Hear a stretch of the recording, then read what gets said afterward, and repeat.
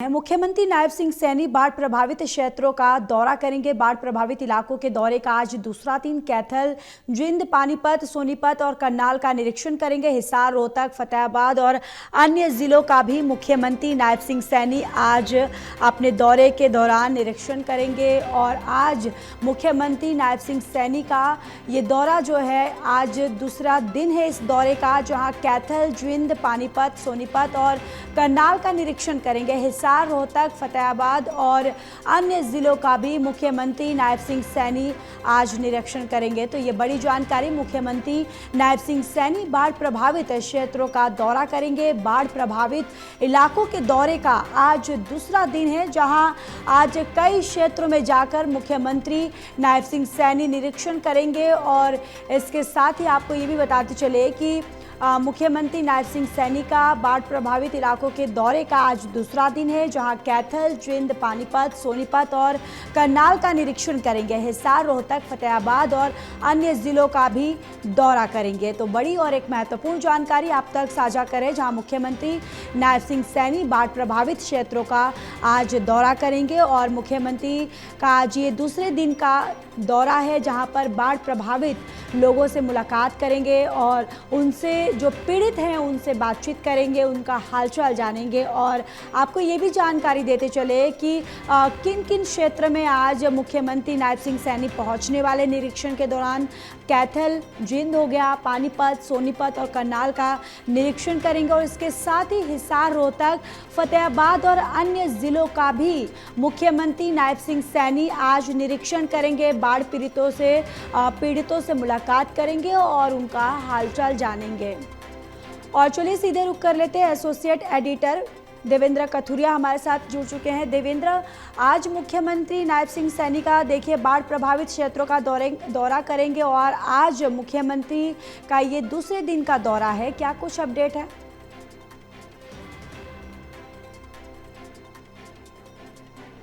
बाढ़ से पूरी तरह प्रभावित है, कहीं कम ज्यादा हुआ, कहीं ज्यादा नुकसान हुआ है। 9 लाख एकड़ फसलों में पानी आया, 9 लाख एकड़।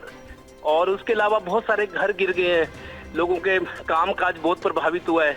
जिनकी घर की समस्या होगी, घर में पानी आ गया, खेत में, उनको सारे काम छोड़कर इसी काम की तरफ ध्यान देना है। तो मौतें भी करीब 6 दर्जन लोगों की मौत भी हो चुकी है अब तक। काम धंधे भी प्रभावित हुए, क्योंकि देखिए कोई नौकरी करता है, कोई खेती करता है, कोई बिजनेस करता है। जो लोग बाढ़ प्रभावित है उनके सारे काम होल्ड पर हो गए हैं, क्योंकि घर को बचाना, परिवार को बचाना, व्यवसाय को बचाना जरूरी है। तो आज मुख्यमंत्री का दूसरा दिन रहेगा दौरों का। जो खबरें हैं कैथल, जींद, करनाल, पानीपत, सोनीपत, फतेहाबाद साइड, रोहतक, हिसार, तो मेरे को लगता है हवाई सर्वेक्षण ही होगा। आधा दर्जन से ज्यादा जिलों का दौरा करेंगे। और चूंकि हवाई सर्वेक्षण से ये होता है, दूर तक पता लगता है, आदमी एक एक कोना देख सकता है, कहाँ कितना पानी है, कितनी फसलों में पानी खड़ा है, कितनी फसलें बिछ गई हैं जमीन पर पानी के कारण। तो आधा दर्जन जिलों का आज मुख्यमंत्री का दौरा रहेगा, आज दूसरा दिन है। और इसके बाद मुख्यमंत्री जब खुद अपनी आंखों से देखेंगे, लोगों से भी मिलेंगे, कई जगह लोगों की शिकायतें भी सुनेंगे, उनको क्या परेशानी है, किसी को राशन की है, आने जाने की समस्या है, रास्ते बंद हो गए हैं, गलियों में कीचड़ फंस गया है, अब बीमारियों का खतरा है। अच्छी बात यह है कि यमुना में और बाकी जगह नदियां तो उफान पर है, लेकिन यमुना का जलस्तर कम हुआ है, क्योंकि यमुना का जलस्तर कम होने का मतलब दिल्ली को, हरियाणा से कम खतरा है अब। लेकिन जो पोस्ट फ्लड इफेक्ट्स हैं, जो बाद के असर होते हैं, वो दिखने शुरू हो गए। पानी जमा होने से बीमारियां, आजकल वैसे भी मौसम बदल रहा था, बारिशें हैं, मच्छर पनपने का, डेंगू के केसेस, मलेरिया के केसेस बहुत आ रहे हैं। हेल्थ डिपार्टमेंट पर भी जिम्मेदारियां बढ़ गई हैं, अस्पतालों में ओपीडी बढ़ गई है। तो मुख्यमंत्री ये दो दिन जो दौरा है, अफसरों से बैठ के सलाह करेंगे। गिरदावरी जल्द से जल्द, गिरदावरी का मतलब नुकसान का जायजा, जो रेवेन्यू डिपार्टमेंट लेता है, पटवारी हैं, कानून गो हैं और बड़े अधिकारी हैं, वो दौरा करेंगे, कहाँ कितना नुकसान हुआ है। लोगों की पोर्टल पर आपत्तियां भी मंगवाई जा रही हैं, जिनकी कंप्लेंट्स हैं कि कितना नुकसान हुआ है, उसके हिसाब से सरकार अपना एक मैकेनिज्म बनाएगी।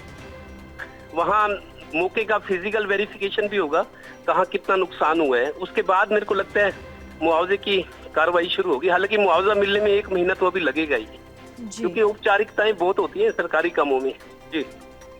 जी बिल्कुल। चलिए देवेंद्र, तमाम जानकारी के लिए धन्यवाद।